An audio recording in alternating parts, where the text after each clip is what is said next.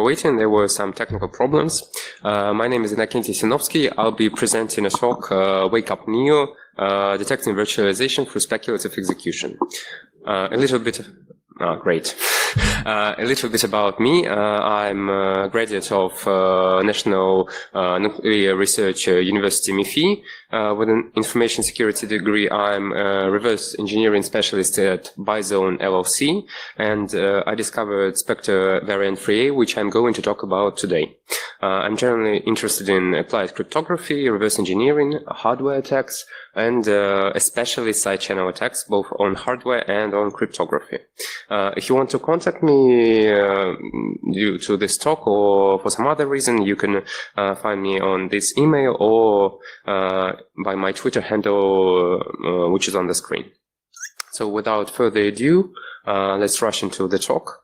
I'm going to start. Well, modern CPUs are quite strange and complex, but the modern architecture started with the most famous CPU, the CPU Intel 8086. Back in the day, it was just a simple microcontroller, which consisted of simple short registers of 16 bits. It had a very small address space with a maximum addressing of 20 bits, where it could address only 1 megabyte of space.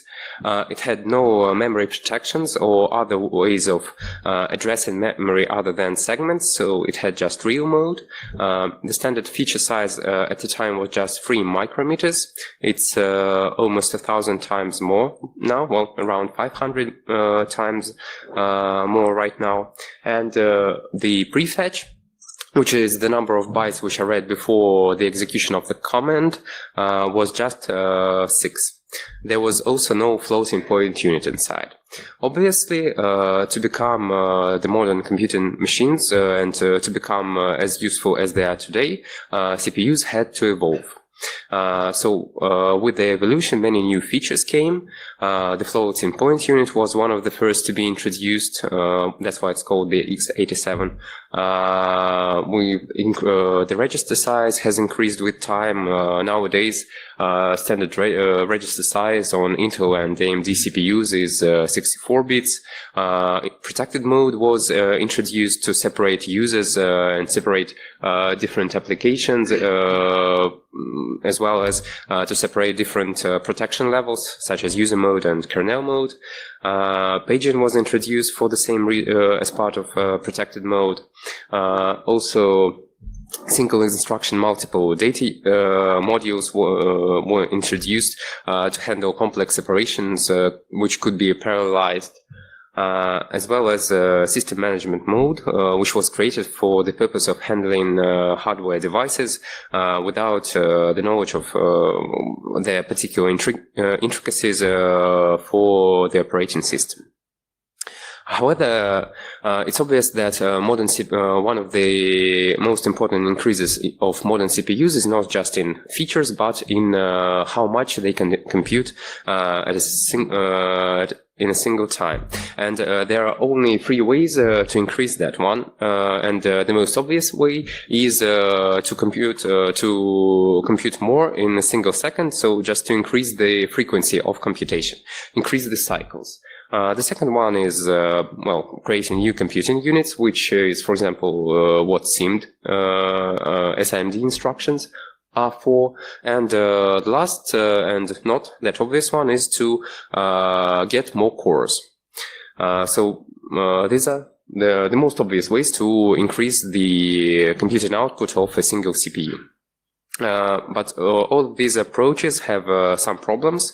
The most obvious one, especially with the increases in frequency, is the memory access time.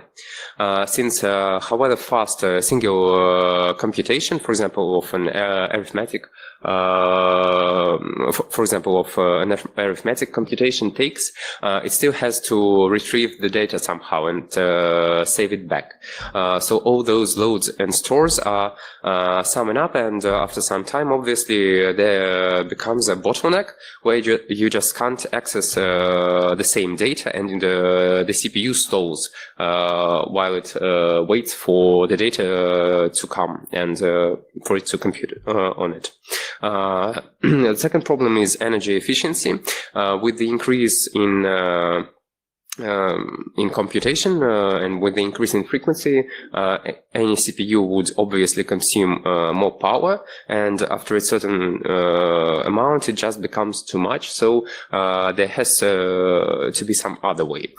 With the increase in power consumption and with the increase in the amount of switching, obviously there comes with the consumption of more energy, the CPU becomes more and more overheated.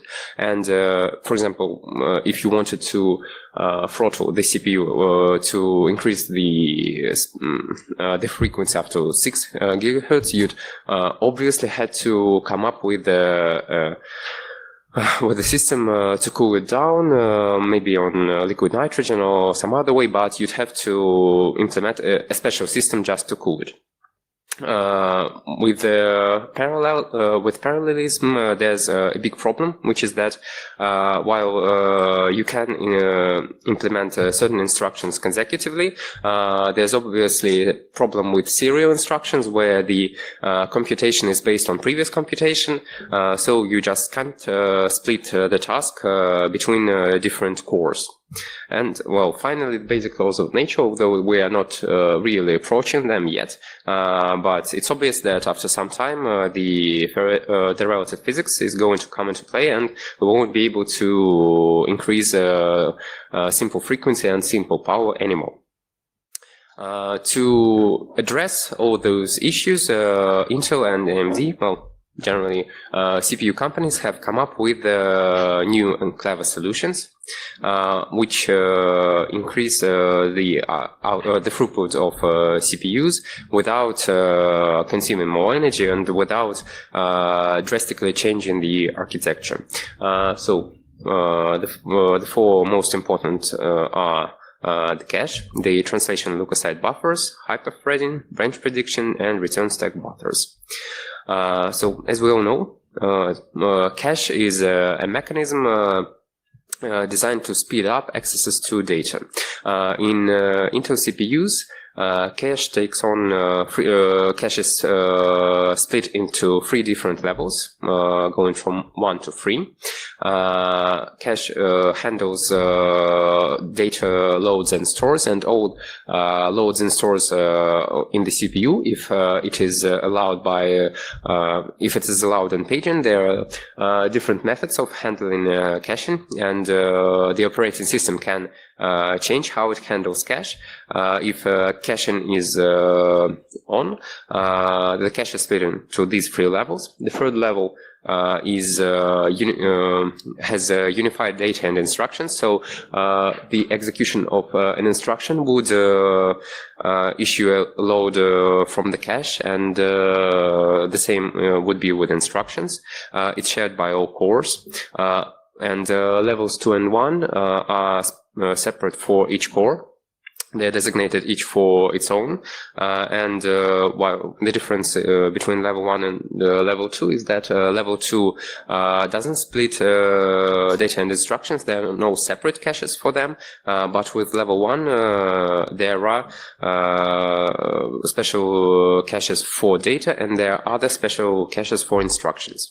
They decrease in size from level 3 to level 1, and they increase in speed from level 1 to level 3. Since level 3 is split between all the cores, so the lookup in that cache takes most time, and level 1 is the closest to its core and to its computational units, so any lookup in level 1 is the fastest way to get some data from memory. Also, I'd have to show you that all lookups in cache are done in cache lines, so we can't just look up 1 byte of data from cache. Each access to memory, which is not yet cached, would load all 64 bytes of aligned memory, so aligned by 64 bytes to cache, and even if you wanted to, and the same way, if you wanted to store cache back to memory, it would commit all 64 bytes back to memory. Another thing about cache is how it's organized on the inside in each level. Cache is split into into different sets, and different caches in each set are called set associative. What this means is that for different addresses, those addresses are grouped into they're grouped into different groups, where each group consists of 8 cache lines. For example, for Intel Sandy Bridge, Sandy Lake, and you'd have to commit 8 different cache lines to each set to evict a previous cache. The way caching works is, in comparison to real life, is when you just reading from memory, you go to a library and you get the book and you take it home and you start reading it. With level 3 cache, the book is already sitting in your home, at your home, just on a bookshelf somewhere nearby, maybe in another room. With level 1 cache, the book is right beside your hand, and you just have to stretch it and grab the book to read it. It's obvious that the speed is quite different. The second most important mechanism for increasing the performance of modern CPUs are translation look-aside buffers. Modern memory lookups consist of not just accessing the data. That would be obvious, and that would be quite simple if we only had physical addresses. But today we have this mechanism called paging, which translates virtual addresses which are used by programs in user mode and kernel mode to their physical counterparts. This allows the kernel to change process spaces, the paging and the mapping of virtual addresses quite quickly when it's switching between different processes. It allows to separate users and increase protection and security, but because of how the paging is structured and how it operates, it increases the time needed to look up a single byte from an operating system, from user mode. So as you can see, to look up a single byte from virtual address without caching, you would have to go through, well, nowadays 4 different tables where the virtual address is split into different parts, and each time lookup in a table leads to a new table until you finally reach the offset part, and there you just pick the byte from the final page, which address you've computed before, and you're finally getting the byte and sending it back to the computation unit, so it can finally do something with it. For example, load into a register or make some computation. So to speed up that process, Intel and AMD basically created a cache for virtual addresses. What it does is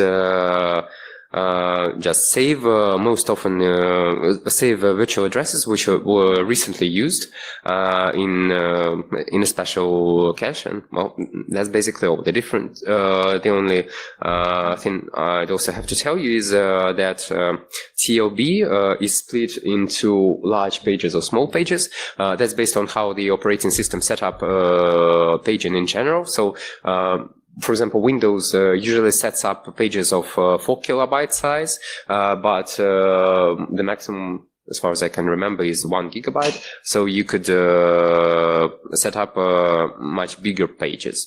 And it also splits instruction and data, since lookups of instruction and data usually follow different rules in programs. So it would be problematic, and it would decrease performance if those two were united. Hyperthreading is a very nice mechanism which was introduced by Intel after they understood how much computing units they are sparing all the time and how much of computation they are simply not using. As I told you, there have been different there have been many new units created during the CPU evolution, such as FPU, SIMD, etc. But most of them are operating on different hardware, so they're actually different hardware. They're actually different hardware parts in a single core, which constitute those instructions. So there's no problem with using them at the same time. And hyperthreading is the technology which achieves that. If the CPU detects that it can execute different commands on the same core just by setting them to different computation units. It initializes hyperthreading and it achieves out-of-order execution. So it preemptively starts executing units which are executing instructions which can be sent to units which are now free. The only problem would be for the CPU would be how to decide what to execute next, since the out-of-order execution in itself is problematic from the point that the CPU needs to know which part of the program will be executed next. So it has this instruction that it should execute next, and it has spare units. It looks up beforehand, it sees some instruction somewhere in the horizon, but it should know what to execute. So for that purpose, Intel introduced branch prediction and RSBs. Branch prediction is a collection of statistics from previous jumps and calls, where it just, after collecting some statistics, it when it sees a new call or jump which relates to previous data. So for example, the initial address and the initial address of the call of an indirect call is the same as in 10 previous cases, and all those 10 previous cases landed in the same page and at the same address, then the CPU is quite sure that this particular call will land on the same page and at the same address. So it starts executing those instructions preemptively. And the second and the most sure way are return stack buffers. These are special registers in each core, which remember what was the last address placed during a call on the stack, so the last return address. And it can save up to 16 of them, usually on modern architectures, and it starts executing instructions at those return addresses. So from that, we get speculative execution, since the CPU speculates what is going to be executed next without knowing it for sure. The only problem with the speculative execution is that sometimes it can be bad. Well, sometimes the CPU can be wrong. For example, you could compare it to going to an ice cream store with your friend and standing in line. But well, maybe you are a group of hipsters and you only take vanilla ice cream with coffee, and you only take chocolate ice cream with tea. So you split, and one of you goes to get drinks, and the other goes to get ice creams, and you mispredict what you're going to get. So if there arises a wrong prediction, you have to change it all over again, and the one who was executed serially actually determines that the speculative execution was wrong, and you have to do it all over again. So while those methods are quite useful. Cache has been used for side channeling different algorithms and breaking security for quite some time. As it turned out, cache lines can reveal information about processes. And even before Spectre and Meltdown, which roared all last year, there were a few attacks, though they were mainly cryptographic. There was one of the most famous are the cross-VM prime plus probe attack. This is an evil virtual machine attack where it could guess the keys which were used in OpenSSL on a different machine just by observing cache commits and cache faults. Then there was a IST table flush plus reload attack where a malicious process on the same core without access to the victim process, without any special permissions, but handling the same, but with access to the same library only for read purposes, so only with read access, could monitor how the IS encryption was made and derive once again could derive the key from the encryption. Well, there are a few more algorithms. For example, there was a recent the return of Blechenbacher with the 9 cat lives by Shamir and others. So those attacks are still quite prominent. The most important methods with the cache side channels are the most important techniques are flush plus reload, evict plus time, plus prime plus probe, and flush plus flush. So I'm going to talk about them a little bit.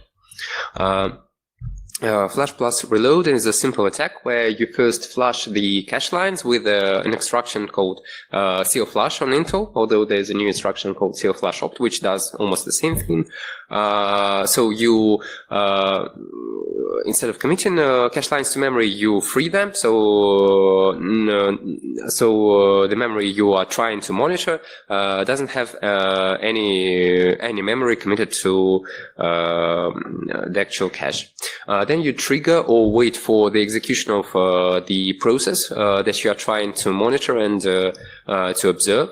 And afterwards, you collect the cache line information by using timing instructions such as RDTSC or RDTSCP, and derive some info. For example, you can derive a key in IST table from this. Evict plus time is kind of like flush plus reload, only it has to operate in systems and in environments where there's no flush operation or something interchangeable with it. I talked with you about set associativity, and evict is a technique which uses that set associativity. So instead of flushing the cache line straight, it just loads different addresses which go to the same set, which evicts the monitored address from that set. And after that, it's the same as with flush plus reload. Prime plus probe is my favorite. It's a very interesting attack from the standpoint that you have no access to the victim address space, you have no interconnections and no intersections at all, but you still have to use the same cache since you operate on the same since either you operate on the same core or you operate on the same CPU. So at least level 3 cache is the same for both of you. What you do is commit some cache lines from your address space to memory, then wait for the victim virtual machine and the victim process in that other virtual machine to execute to complete some actions. And then you watch for which cache lines were evicted from cache, and from that you derive some information.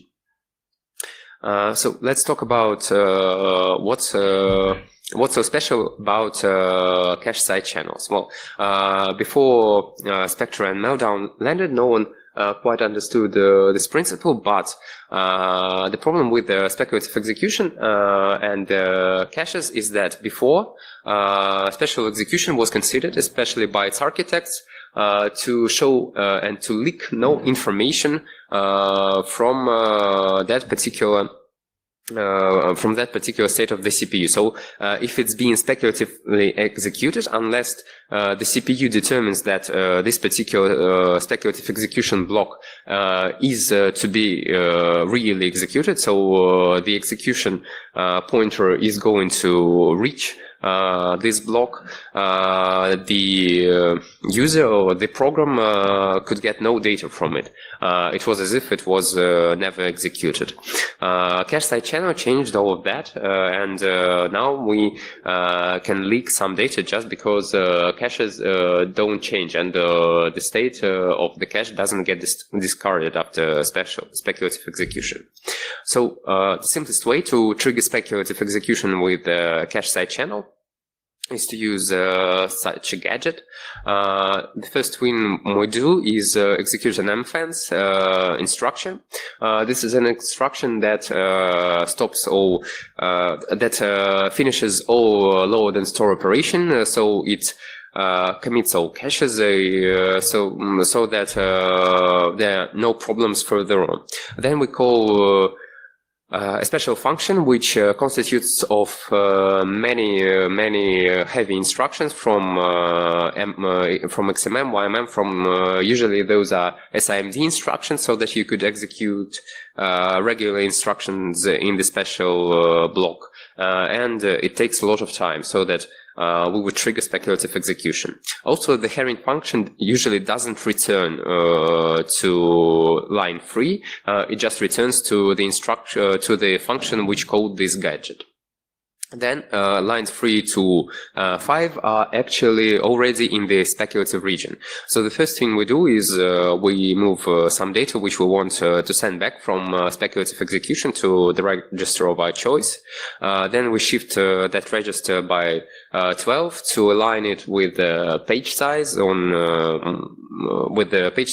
for example, on Windows, and then we read some data, or at least attempt to read some data from the desired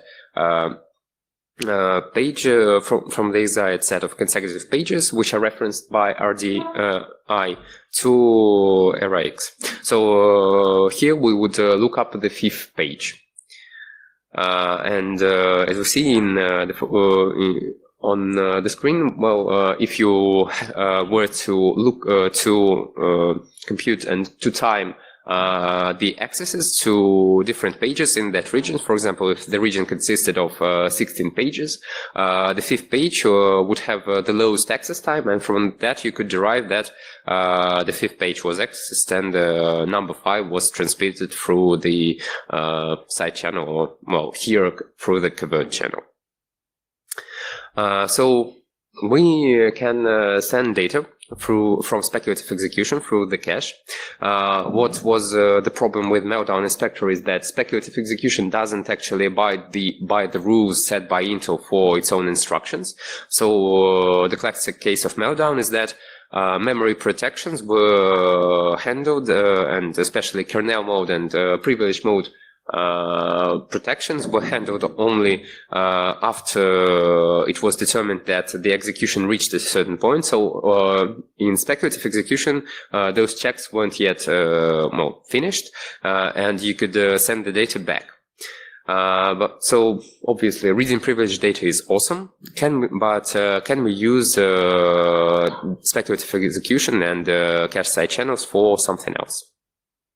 Well, it turns out that not everything can be executed speculatively. For example, you can't execute interrupts, breakpoints speculatively. You can't execute privileged instructions in user mode, and you usually can't execute instructions leading to context switches. What can we do with this? Well, for example, we can test if the program we're looking at is being traced or debugged.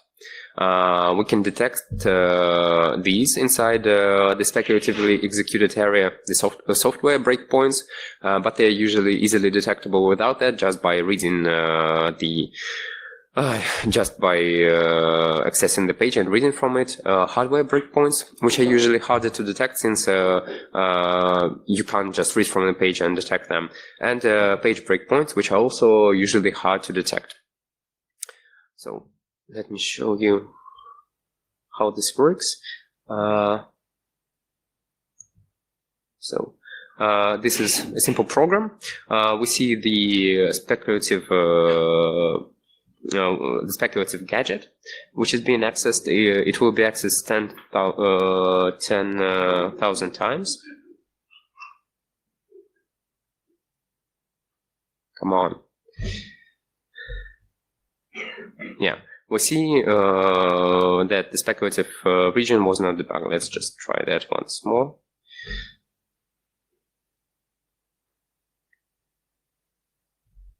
Okay, so there's no problem. At the same time, we see that there's this region where after some garbage instructions, we see that EAX is set to 7. EAX is set to 7. Then it's ordered with the number of page we want to start at, which is 32, and then shifted to the page size. Let's put a simple breakpoint here.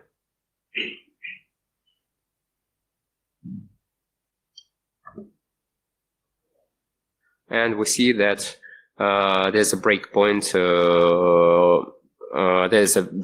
And there have been many cache misses. So basically, the execution hasn't reached this particular point. It works with hardware breakpoints and it works with software breakpoints. So, now let's talk about virtualization. Virtualization is a method, is a technique which we obviously all use nowadays. It's a simple way to protect ourselves from malware, to use different operating systems on the same device. But what it comes down in the end to is two classes of software. The virtual machine monitor, which is kind of the administrator of the virtualization, and different guest software. So different virtual machines. The virtual machine monitor is the one who initializes virtualization, usually with the vmxon instruction. On Intel, it can initialize and launch guest. So it sets up the guest virtual CPUs. It initializes all the control structures which handle guest interactions. It activates after guest exits. There's a special state where the guest exits and handles the execution back to the VMM. It controls the state of the guest after the VM exit, so it can make any changes it likes. And afterwards, it can obviously continue the guest execution. Guest software usually, unless it's hyper-aware guest, operates as if there's no virtualization. It may not have a single clue that it's virtualized, and it constantly gives control back. So there's almost no way. There's no way for the guest not to handle control through a VM exit after some time. So the usual operation is the VM monitor starting virtualization with the vmxon, then handling control to guest with VM entry, which is used through VM launch, getting the VM exit from it, showing that guest has stopped operating, and then either switching it back on, closing it forever, or switching execution back to a different guest. VM exit is effectively a context switch. from guest software to virtual machine monitor.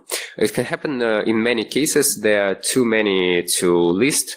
There are a few pages of Intel's software guide just showing different cases of VM exiting. So one of the most prominent ones are page faults, exceptions, etc.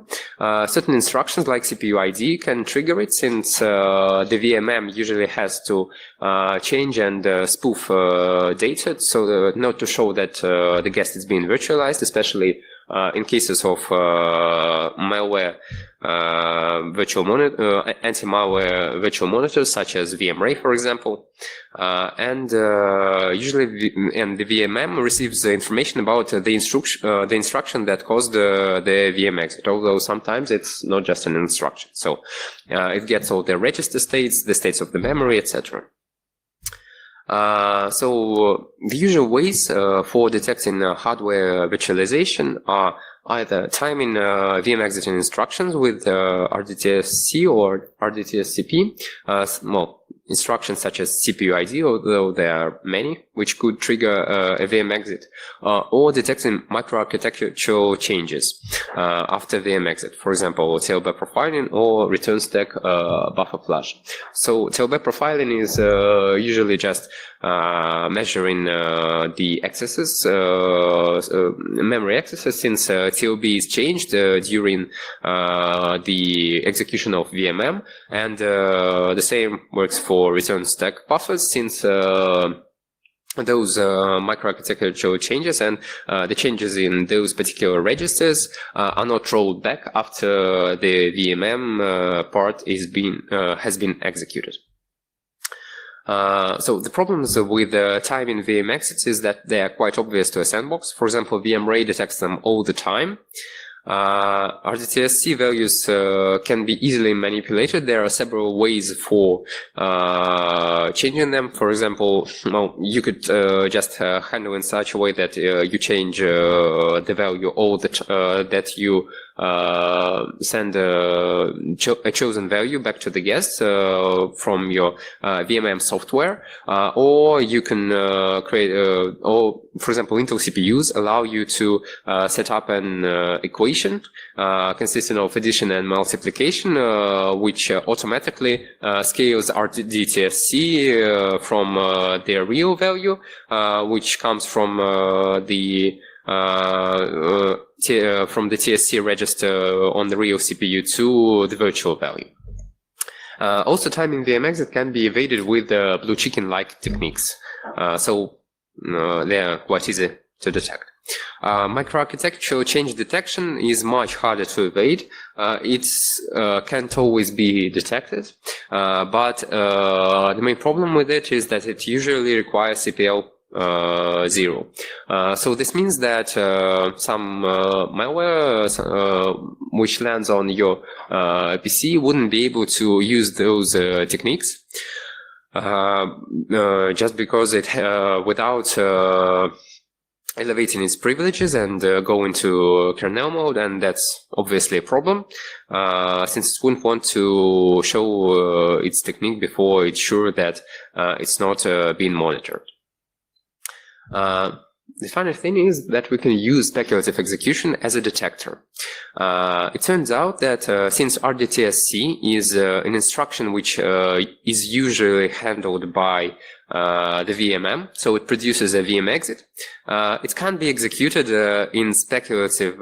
It can't be executed speculatively on a virtual machine. So this code, which does almost the same as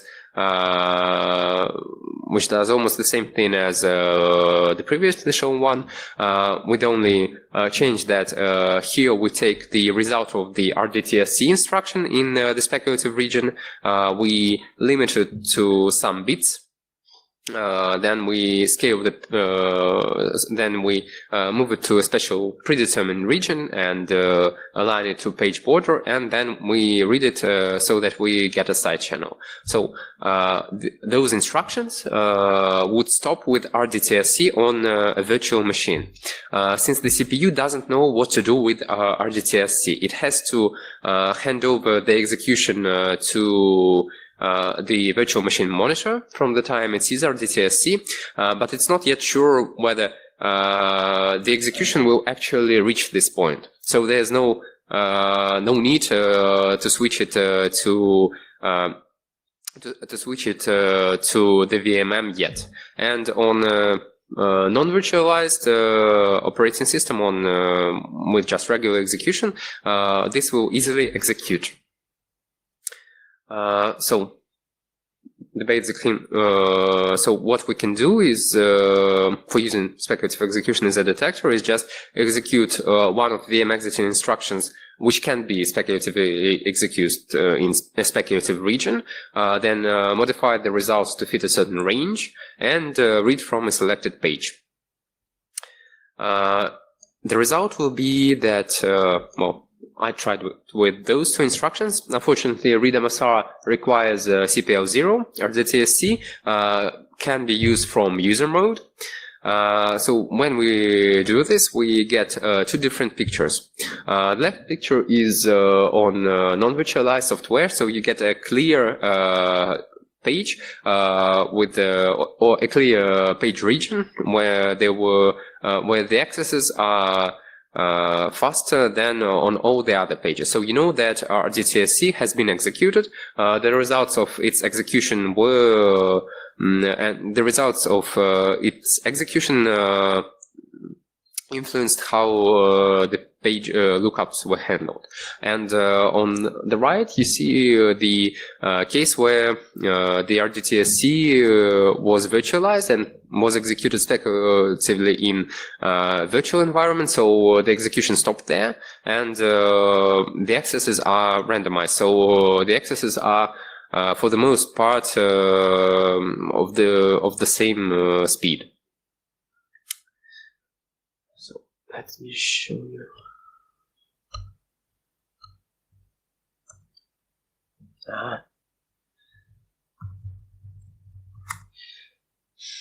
Please go. So let me show you that this is the same.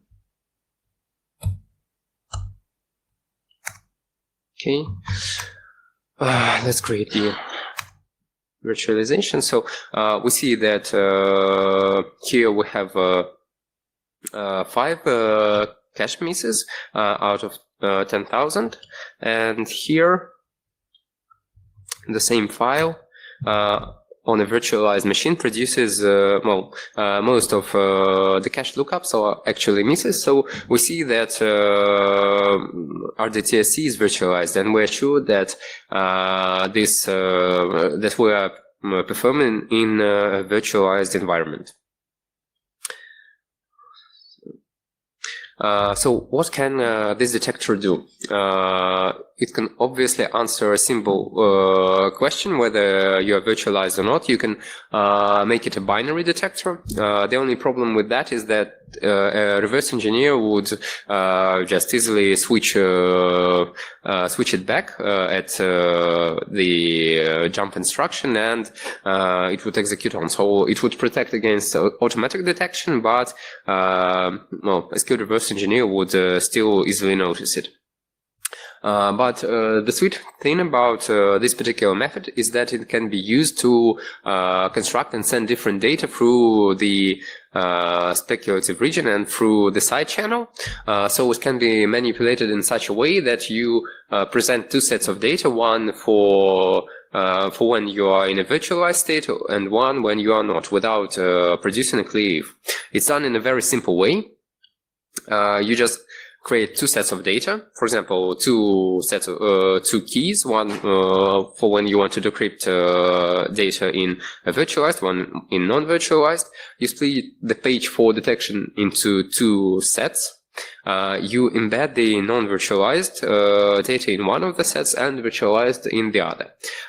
So the simplest way is, for example, you get this page range. You actually get two places where accesses are faster than in most others, but you only pick the first one of those. And when you are virtualized, the first one doesn't exist, so the blue page region doesn't exist, so you pick the red one, and when you're non-virtualized, you pick the blue one. In the end, you have two keys, which can be used to decrypt different payloads, one benign and one malicious. So, in the end, I have to conclude that speculative execution can be used to detect virtualization and tracing, and it can give a real headache to security researchers or malware analysts. If you want to try it yourself, there's a POC on this address, so please do. Thanks for your attention. Are there any questions?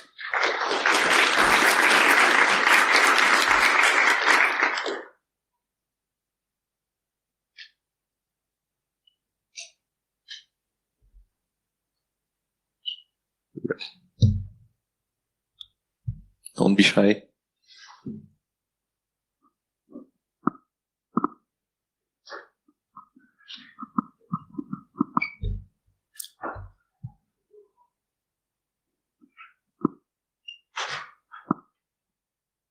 So yeah, let's give Innokentii another round of applause.